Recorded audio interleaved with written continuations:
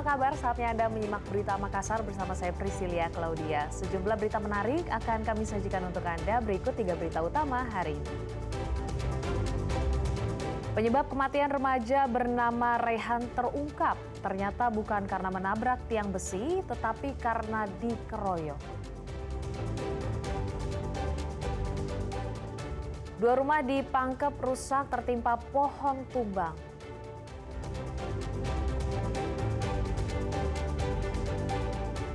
Sebanyak 20 warga kurang mampu di Makassar mendapat bantuan rumah.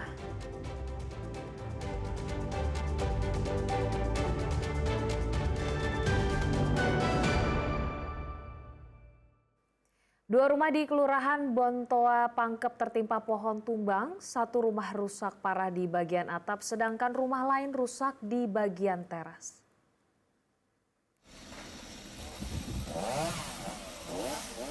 Dua rumah warga di Kampung Siloro, Kelurahan Bontoa, Minasatene, Pangkep tak terselamatkan saat pohon setinggi 10 meter tumbang.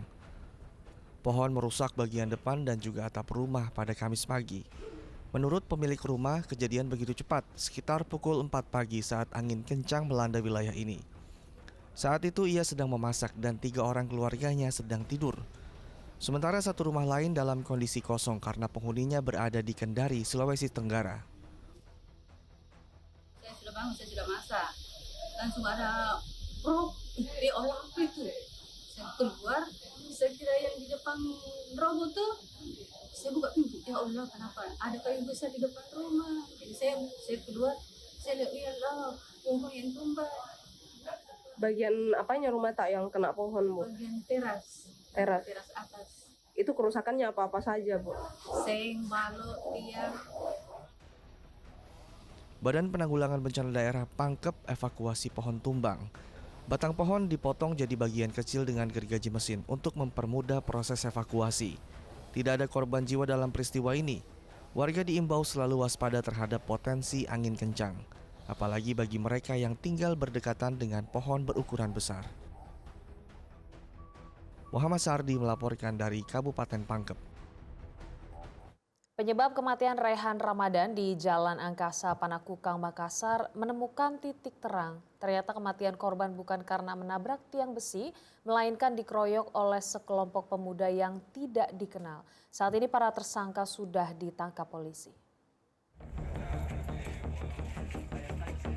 Misteri kematian Rehan Ramadan pada Sabtu dini hari di Jalan Angkasa, Kecamatan Panakukang, Makassar akhirnya terungkap.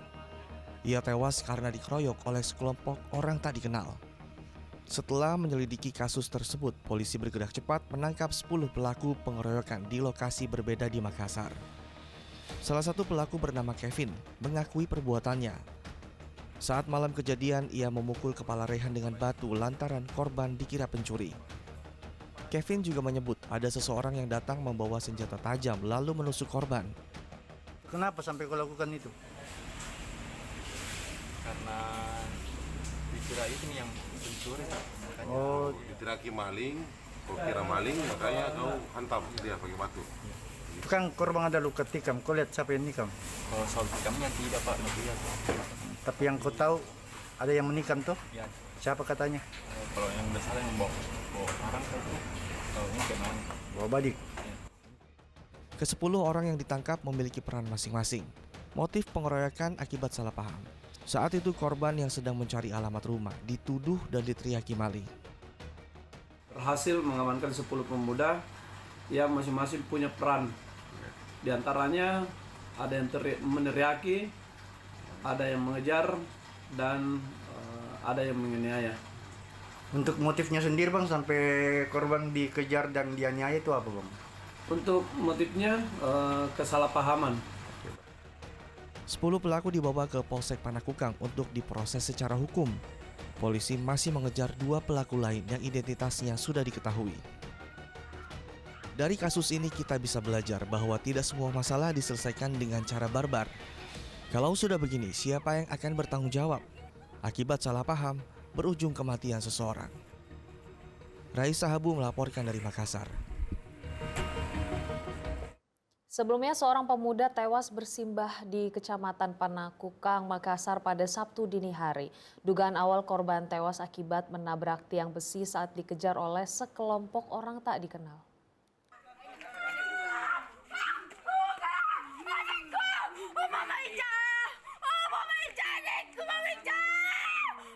Perempuan ini teriak histeris sembari menangis ketika melihat keluarganya bernama Rehan Ramadan tergeletak bersimbah darah. Rehan meninggal dunia karena menabrak tiang besi di Jalan Angkasa, Panakukang, Makassar saat diboncengi rekannya bernama Fatir. Polsek Panakukang yang mengetahui kejadian itu bergerak menuju ke lokasi kejadian. Tim Inafis Polrestabes Makassar bersama Dokpol Forensik Polda Sulawesi Selatan juga dikerahkan ke lokasi untuk olah TKP. Menurut cerita Fatir, rekan korban yang selamat, mereka berdua awalnya datang ke Jalan Angkasa untuk mencari alamat rumah rekan korban. Tetapi setelah berputar-putar, korban tak juga menemukan rumah rekannya. Hingga akhirnya sekelompok massa curiga dengan kehadiran korban lalu memanggil dan mengejarnya. Karena takut dan panik, korban dan rekannya kabur sampai menabrak tiang besi. Ini temanku yang kutemani. Bilang ayo dulu ke rumahnya temanku. Jadi saya temani. Untuk apa katanya? Tahu itu Pak, kalau soal itu. Sampai di Jadi sini? putar balik, banyak warga udah keluar langsung. Belah sini kok dulu. Saya mau tanya. Kau keliling memang di sini, putar-putar dalam. Satu kali putar, bilang di mana ini rumahnya temanku. Bilang begitu kata, nah tunjukkan Mak, begitu. Udah dapat, kira langsung ada warga. Kau dipanggil? Iya. Tapi takut, jadi kamu panik, kabur. karena banyak orang juga kuliah depan. Kenapa takut? Kau sangka mau diapain? Di masa Pak. Mau dimasak? Iya. Setelah olah TKP, jenazah Rehan dibawa ke Rumah Sakit Bayangkara untuk diautopsi. Hingga berita ini disiarkan, polisi belum memberikan keterangan resmi terkait kasus ini. Tetapi kuat dugaan, Rehan meninggal karena dikeroyok oleh sekelompok massa yang mengejarnya. Raisa Habu melaporkan dari Makassar. Sebanyak 29 orang ditetapkan sebagai tersangka atas demo anarkistis yang berujung penembakan gedung DPRD Makassar dan DPRD Sulawesi Selatan.